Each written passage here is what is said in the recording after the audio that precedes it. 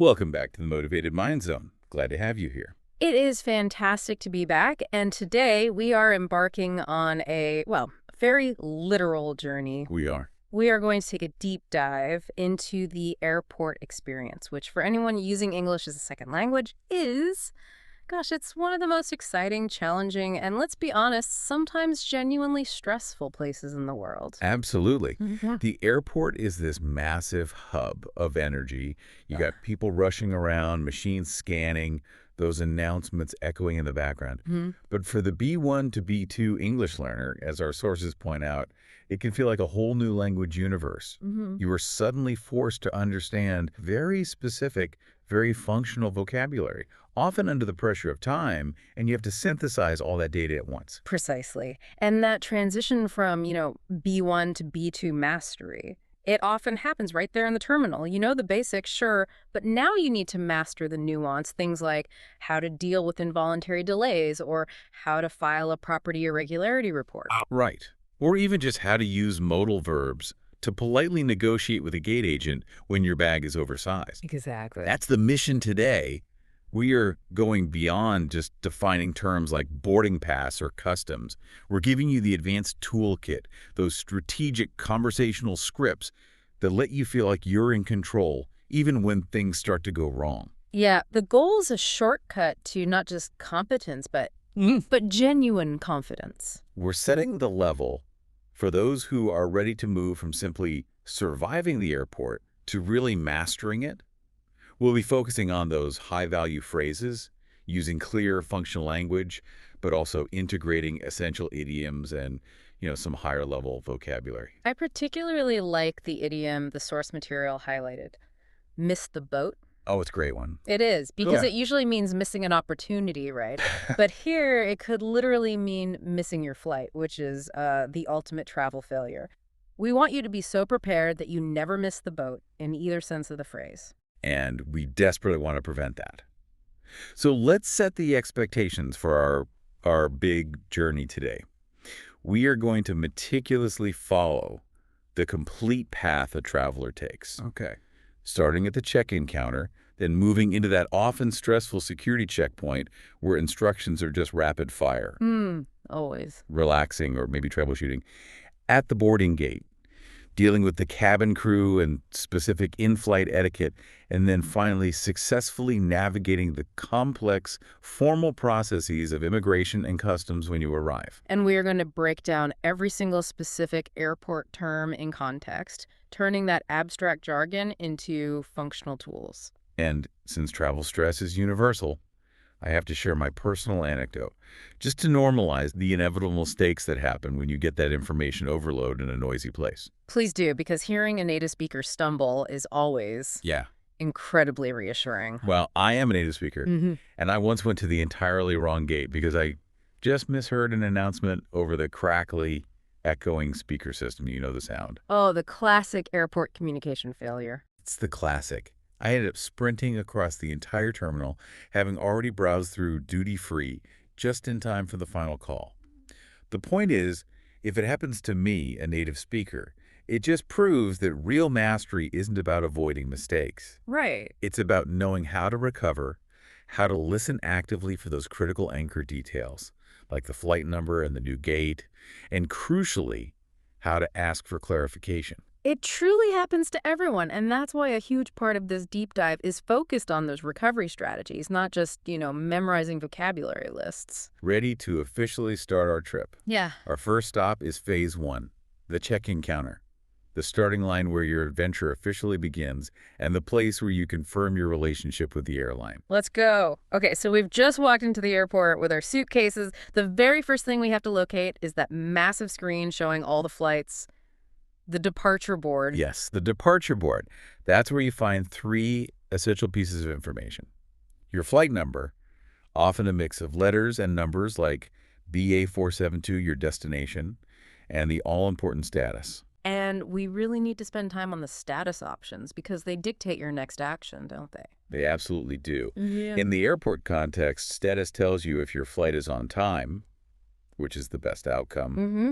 boarding, which means you should move immediately, delayed, meaning time to find a coffee and just keep an eye on the screen, Bro. or the dreaded canceled. Yeah, that's the worst one. That requires an immediate rebooking conversation.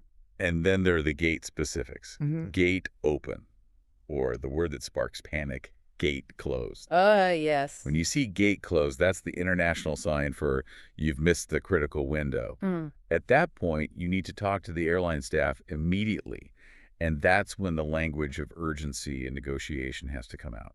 Assuming, for now, our status is happily on time, the next step is heading to the specific airline's check-in counter.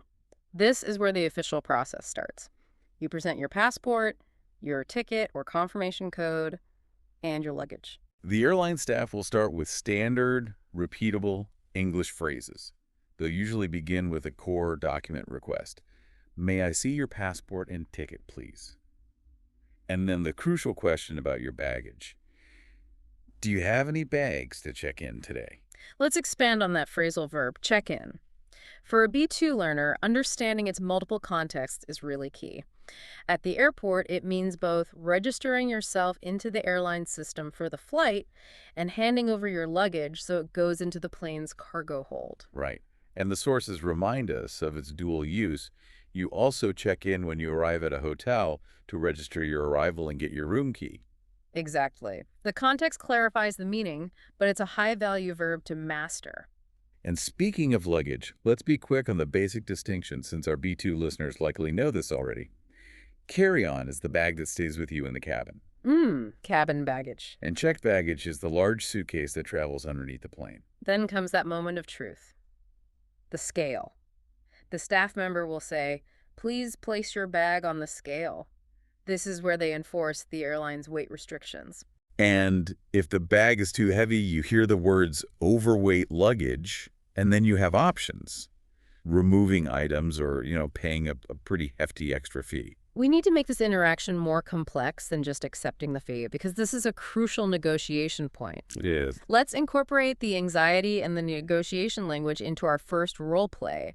I'll be the airline staff, and you, the passenger, will have an overweight bag, but you're going to try to avoid the fee. Okay, I am ready to negotiate.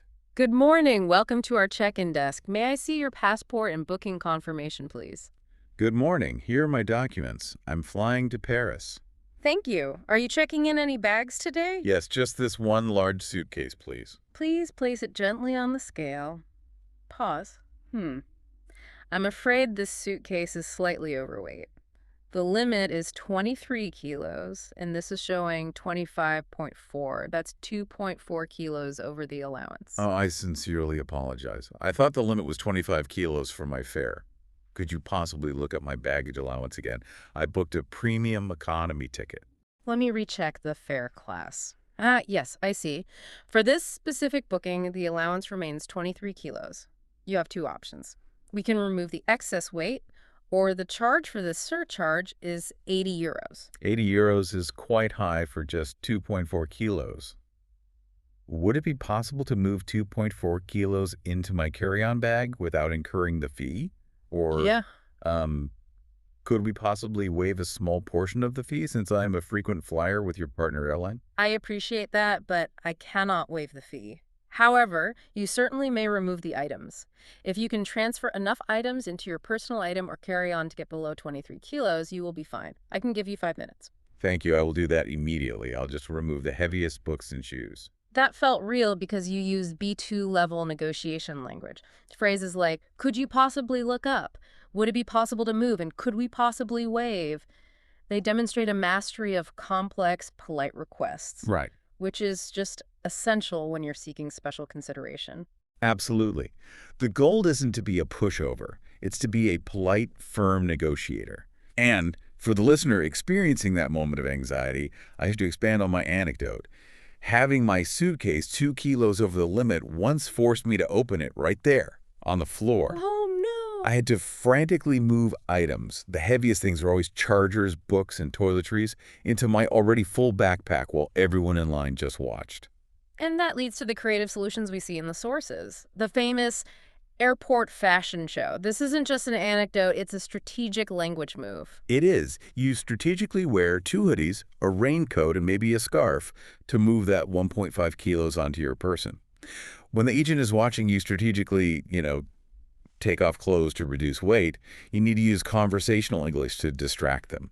Something like, "This jacket is so heavy, isn't it? I'm trying to avoid that hefty fee." That humor and conversational deflection is B2 mastery. Another smart strategy you might need to communicate is using a small foldable bag. If your suitcase is overweight, move heavy items into the foldable bag and then ask the agent, if I carry the small secondary bag, will it still count as a personal item or will it need to be a checked bag? That distinction is so crucial. Carry on, the large one for the overhead bin versus personal item, the small one that goes under the seat in front of you. You have to know your airline's policy for both. And what if your carry-on is fine for weight, but it's too large for that metal sizer frame? The staff might say, we'll need to gate check this bag. Which means they will tag it here, but you keep it until the boarding gate, where staff will take it down to the cargo hold.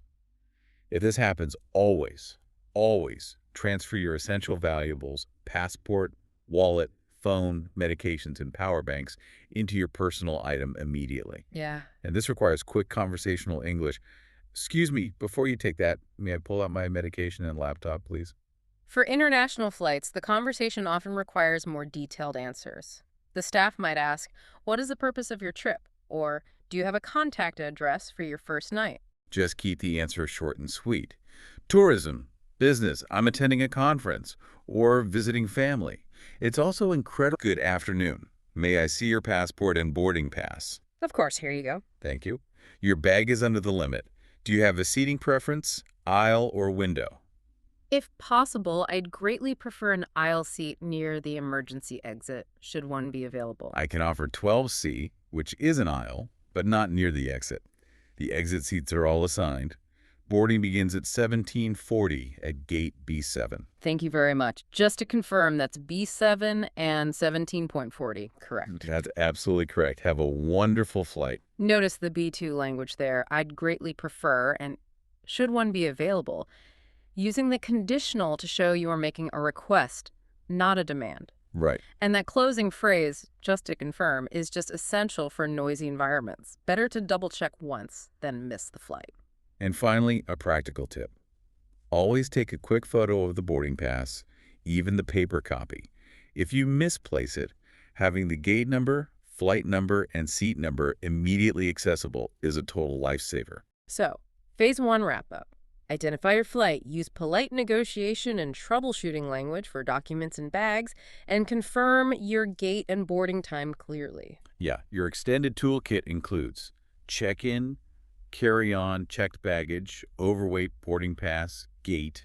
Would it be possible? With that, you're ready for the most intimidating challenge. Phase 2, the stress zone security checkpoint. Deep breath, shoes off, laptops out.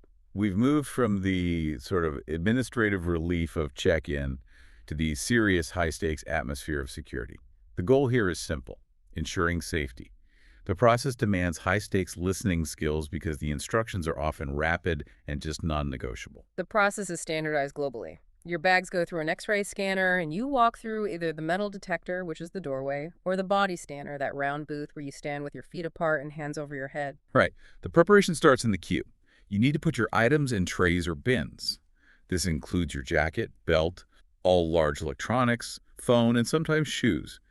The crucial thing for B2 learners is not just knowing what to remove, but understanding the precise instructional verbs shouted by the officers. Let's focus on those commands. You'll hear things like, please place your items in the bin. Remove all electronics from your bag and step forward. Empty your pockets and take off your belt. When entering the body scanner, hold still, raise your arms, and step out when finished. These are really high-value command verbs. And the dreaded liquids rule. We all know the 100 milliliter limit in one clear plastic bag. If you're unsure about an item, say a strange souvenir or a specialized food use, polite questions for clarification. Yeah. Excuse me, is this okay to bring through this scanner, or do I need to take this out of my bag? I wasn't sure about the rules for this specific item. That last bit shows confidence. Now, what happens if you set off the alarm? You'll hear, "Please step to the side for a manual check." This involves an officer using a handheld wand or performing a quick, often targeted pat-down. It's important to understand that additional screening is routine, not personal. We should probably explain the explosive trace test fully, as it's quite common. Yeah, that's a good idea. So if they swab your laptop, your hands, or your bag with a small cloth and test it, that's the explosive trace test. The language here is key, you might ask. Could you explain what that test is for? Right. The reply is typically, it's a routine trace test for explosive residue. You are not under suspicion. Knowing that script really reduces anxiety. Let's role-play a more realistic scenario where there's a momentary confusion about what to do, focusing on clear communication and recovery. I'll be the passenger, and I will inevitably mess up one instruction. Good morning. Please place your personal item and your jacket on the belt. Laptops must be separate. Okay, my backpack is going in a bin. Pause. Oh, wait, do I need to take out my tablet as well as my laptop? I left the tablet inside. Yes, please. All electronics larger than a phone need to go into a separate bin. Please step back and retrieve the tablet. My apologies. I completely forgot that rule. Here is the laptop and here's the tablet, both in separate trays. Thank you. Please ensure your pockets are empty and remove any large jewelry. Walks through scanner and it beeps softly. Sir, please step back. It looks like you have some metal on your person. Please allow me to check you with the handheld wand. Sure, no problem. Is it possible it's the metal on my belt buckle? It could be. Please turn around and raise your arm slightly. Wand beeps. You're all set. Have a nice flight. That recovery language. My apologies, I completely forgot. And the polite inquiry, is it possible it's the metal on my belt buckle? That shows the listener how to interact during a stressful, non-routine moment. Exactly. And let's address complex items. Power banks, for instance. They have to be in your carry-on, not checked bags, and you need to communicate this if asked. Yes, I have 2 small power banks. They are here in my carry-on as per regulations. What about medical equipment? If you travel with a CPAP machine, it usually needs to come out of the bag like a laptop. So you should proactively communicate this. Excuse me, I have a CPAP machine here. Should I take it out of the bag and put it in a separate tray? Right. And if your tray is pulled aside for a bag check, stay nearby and listen. The officer has to open the bag in front of you. They might ask, "We found a liquid container over 100 milliliters. What would you like to do with this?" And your options are limited, so the language needs to reflect that. Just ask, what are my options? Usually it's dispose of it, or sometimes if you are very lucky and early, you can return to check-in. Knowing that simple questions saves a lot of time. Let's also highlight some cultural awareness here. In some countries, security staff may seem very abrupt. This is often just due to the nature of the work. Your job is to remain calm, follow the command verbs, and reply politely. Yes, officer, or understood, thank you. The ultimate mental checklist for security is prepare, separate, walk through, and collect. The advanced toolkit includes explosive trace test, manual check, handheld wand, remove, place, empty. My apologies. Could you explain? We've survived the stress zone, now the reward. Phase 3, the waiting game, departure gate, and boarding. We've got our belongings back, and we are finally in the departure area. Time to locate the gate and establish a schedule. The first place to look is the departure board. We covered the status words earlier: on time, delayed, boarding. We need to focus on final call and the language of delays. If you hear a final boarding call, you need to abandon everything and just sprint. But if you see delayed, that changes your focus entirely. Common reasons are usually announced using due to. Right. Flight 572 is delayed due to adverse weather conditions or due to a late incoming aircraft. And if the delay is significant, say, more than 3 hours, B2 learners need the language to inquire about compensation, especially for international flights. Don't be shy. Ask politely at the gate counter. Given the length of the delay, is the airline offering any meal vouchers for delayed passengers? Yeah, or will this delay affect my connecting flight? And if so, what are my rebooking options? Those are crucial, high-value questions that transition you from being a passive recipient of information to an active manager of your journey. And always ask, will there be further updates and where should I monitor the change? Pacing yourself is key. Set that phone reminder for 15 minutes before the scheduled boarding time. Boarding isn't chaotic. It's organized by groups, zones, or rows. You have to listen for your identifier.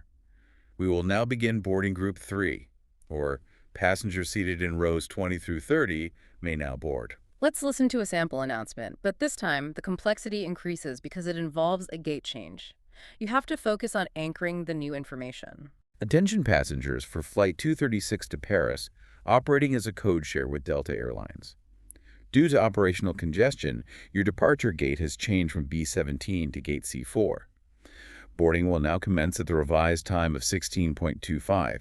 Please proceed immediately to gate C4. Okay, so the anchor points are C4 and 16.25. If you only caught change to C4, just repeat it out loud, C4, C4, C4, and check the departure board immediately for the rest of the details. The challenge is often that the announcement is delivered so quickly, blending the old and new details. This brings up a critical point. How do we handle conflicting information? What if the gate agent at B17 is still telling people to wait, but the board says C4? That is a classic high-stress scenario. You need to approach the agent and use cautious, clarifying language.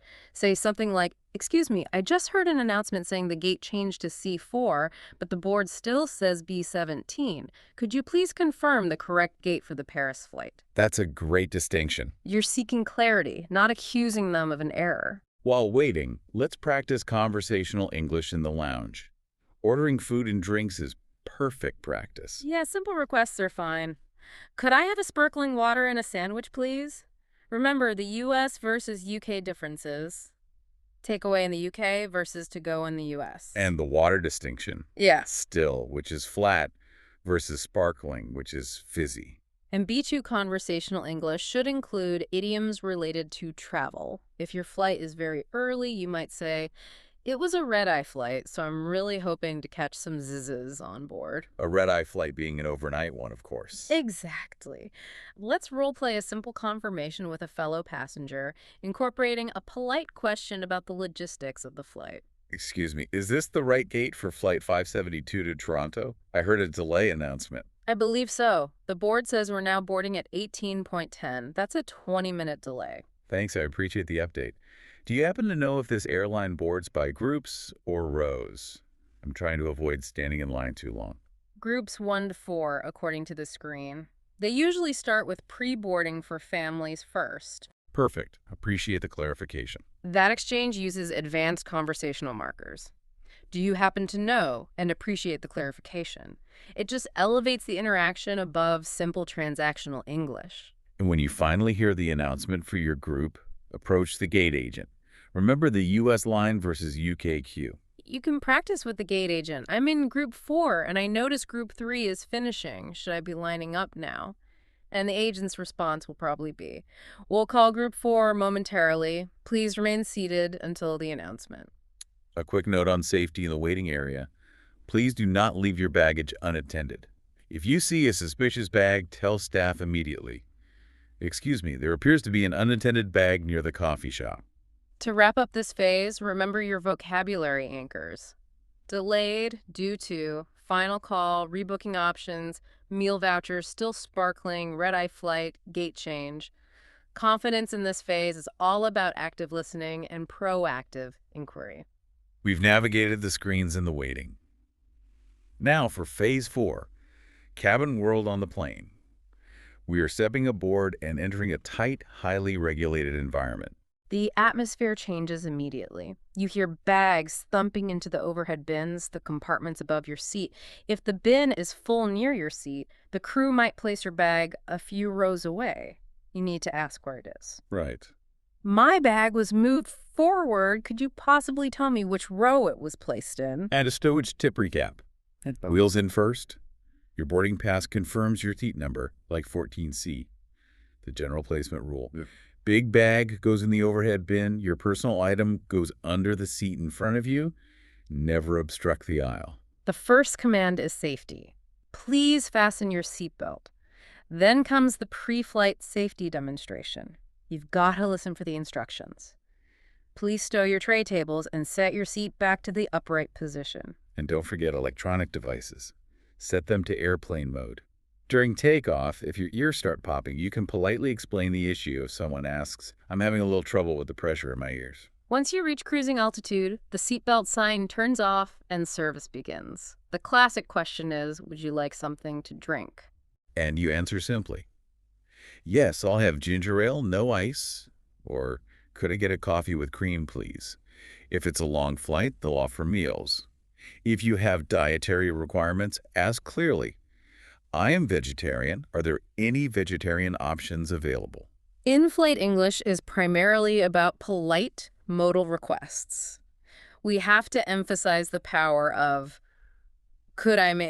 would it be possible? Could I have another cup of tea? May I have a pillow and a blanket, please? Or the essential, "Excuse me, where's the nearest lavatory restroom?" Exactly. What if the plane hits turbulence? This can be very frightening, and B2 learners need the language of assurance and inquiry. You'll hear, "Flight attendants, please be seated," followed by, "We're currently experiencing turbulence. Please return to your seat and fasten your seatbelt immediately." If you are highly anxious, use the call button and ask, "Excuse me, is this a normal level of turbulence? Should I be concerned?" Let's run a more complex role play focused on addressing a service issue and making detailed requests. I'll be the passenger with a technical problem.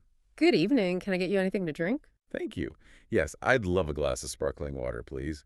I also wanted to ask about the entertainment system. Certainly. Here is your water. What seems to be the trouble with the entertainment system? It seems the headphone jack is faulty. I'm only hearing sound in one ear.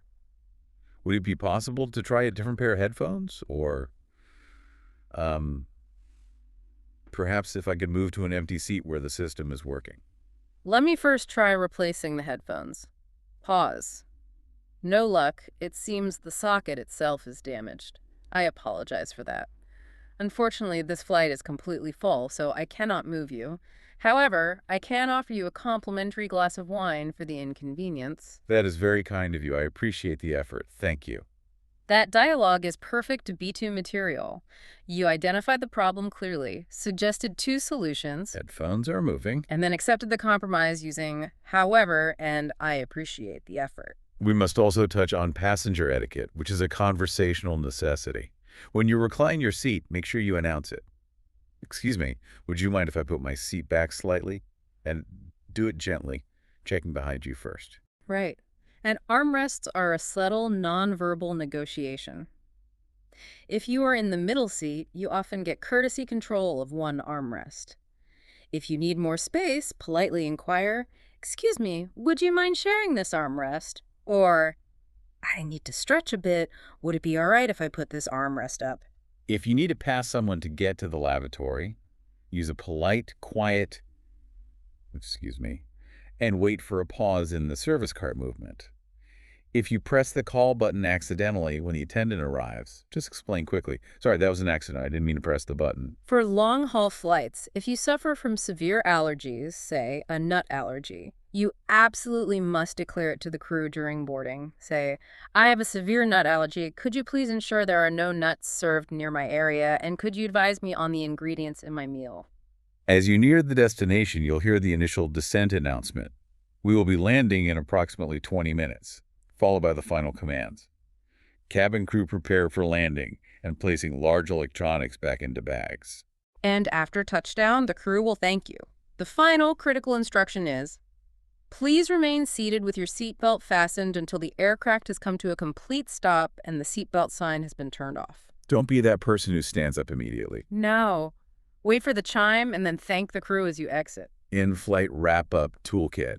Overhead bin, personal item, seatbelt, tray, table up, call button, aisle window middle, turbulence, lavatory. Focus on the power of "could I, may I, would it be possible," plus clear descriptions of the problem. You've mastered the cabin world.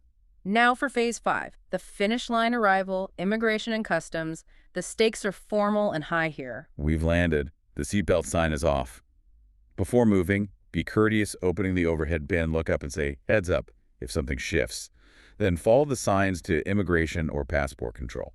This is a formal interview where the officer verifies your passport, your visa, and asks specific questions about your stay. They are checking validity and intent.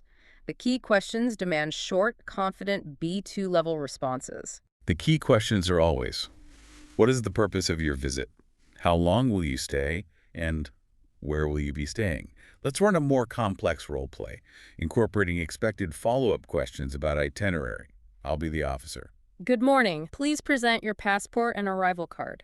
Good morning. Here's my passport. What is the purpose of your visit to country name? I am here for tourism. I plan to travel throughout the south of the country. I see. How long exactly do you plan to stay, and what is your current itinerary? I will be staying for exactly 3 weeks. My itinerary starts at the Grand Hotel in the city center for 5 nights. Then I move on to a booked Airbnb in the south.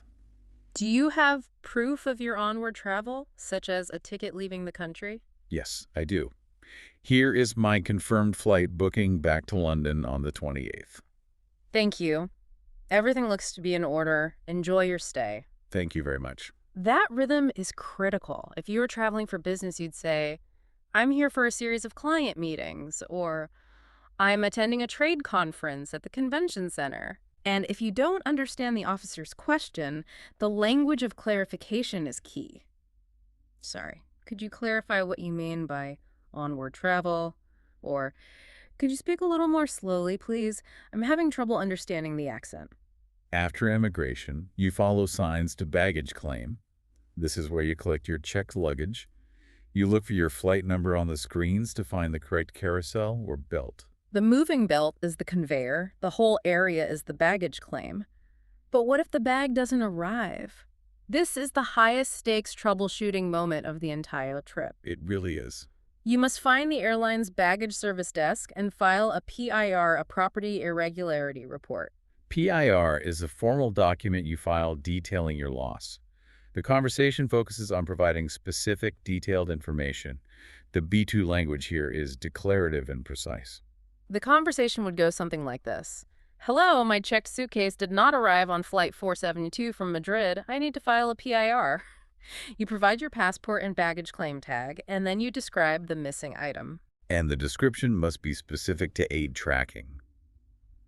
It's a large, hard-shell, dark green suitcase, Samsonite brand, with a distinctive yellow fabric strap tied around the handle.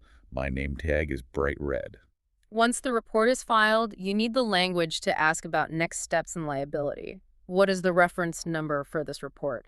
How long is the typical waiting period before the bag is located? And crucially, does the airline offer an overnight kit or compensation for essential items while I wait for my bag to be delivered? That shows you understand your rights as a passenger. Mm-hmm. Assuming the bag arrives safely, the final stop is customs.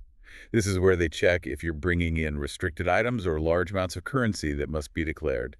You'll choose between 2 lanes. Green, nothing to declare, or red, goods to declare. If you are even slightly unsure, always move toward the red lane or stop an officer and ask, excuse me, should I be declaring this item? Remember biosecurity restrictions. No fresh fruit, meat, or seeds. Let's practice a customs dialogue where declaration might be complex, like bringing gifts or high-value electronics. Good morning. Do you have anything to declare? Yes, I do. I am carrying a new laptop as a gift for a family member, and the value is approximately $1,500. I see. Did you purchase this abroad, or did you buy it here and are simply transporting it? I purchased it abroad, in Japan. I have the original receipt here, but I plan to leave it here as a gift. Thank you for declaring it. We will need you to complete a short declaration form regarding the value of the gift. Please step aside to the declaration desk. Understood. Thank you for the guidance. We've cleared everything. We step into the arrivals hall. Now, the final step, ground transport. The options are taxis, ride-hailing apps, trains, and buses. If you're taking a taxi, confirm the rate up front, especially if there's no meter. Use confident declarative language. Could you take me to the Grand Hotel on River Street, please? I understand the trip is typically a fixed rate of $35. Is that correct? Asking in this way confirms your prior research. And if the driver isn't visible at the pickup point, call or message them. Hi, this is Luna. I'm waiting at the designated taxi stand near exit B. just by the currency exchange. And once you reach your hotel, the check-in is easy. Good evening, I have a reservation under Luna Carter. If your room isn't ready, you can ask. My flight arrived early. Would it be possible for you to store my luggage until check-in time? Let's quickly recap the key arrival terms. Baggage claim, carousel, immigration, customs, green-red lane, e-gate, PIR, property irregularity report, onward travel, fixed-rate taxi. I think the biggest lesson here is that short, clear, polite, and detailed sentences conquer chaotic situations. It's true. Arriving is both an ending and a beginning. You've navigated instructions, handled troubleshooting, and made small decisions in English along the way. That's not just communication, that's managing a complex system. And here we are at the end of our complete airport journey. From check-in negotiation to final customs declaration, we've broken down every step and provided the B2 level language to master it. When we structured this deep dive, our main goal was to prove that English is not just words in a book. It's something you live and use when you're excited, nervous, or tired. That's when real communication happens. Exactly. Even when you make mistakes, like mishearing an announcement or forgetting to take out a liquid bottle, you can still communicate your way out of the problem. That confident, polite recovery is mastery. Remember that mindset. Mistakes aren't a failure. They're evidence that you're trying. Every attempt gives you vital feedback on clarity and comprehension. The more you use complex language structures in real life, the more flexible and natural your English becomes. We want to leave you with a few key mindset tips straight from the source material. First, try shadowing. Narrate your own actions, shadow announcements, and repeat those key phrases, especially the polite negotiation scripts out loud in the mirror. Practice the rhythm of the language of inquiry. Second, use anchors. Memorize those sophisticated phrases that you can deploy when anxiety hits. Could you clarify that, please? Or would it be possible to check the allowance again? These structured lines are your bedrock. Third, celebrate progress. Did you understand a fast announcement despite the echo? Did you successfully negotiate a slight delay in your check-in? Acknowledge those small wins. Confidence stems from these small, repeated, intentional actions. And finally, be kind. Be patient with yourself and others. A little patience in a long customs queue goes a long, long way. The source material provides the strongest final reflection for this journey. Once you solve the airport puzzle, the entire city opens up. It's so true. The airport is the ultimate gateway test. Encourage yourself to view every future airport interaction as a manageable classroom, and every successful exchange as a small win that adds up to complete mastery of functional travel English. Carry the phrases and habits from this deep dive into your next trip. Check the departure board, use polite conditional language for requests, and breathe when plans change. Thank you for joining us on this essential linguistic journey. We wish you safe travels and many successful interactions wherever you're headed next. Until our next adventure together, goodbye for now.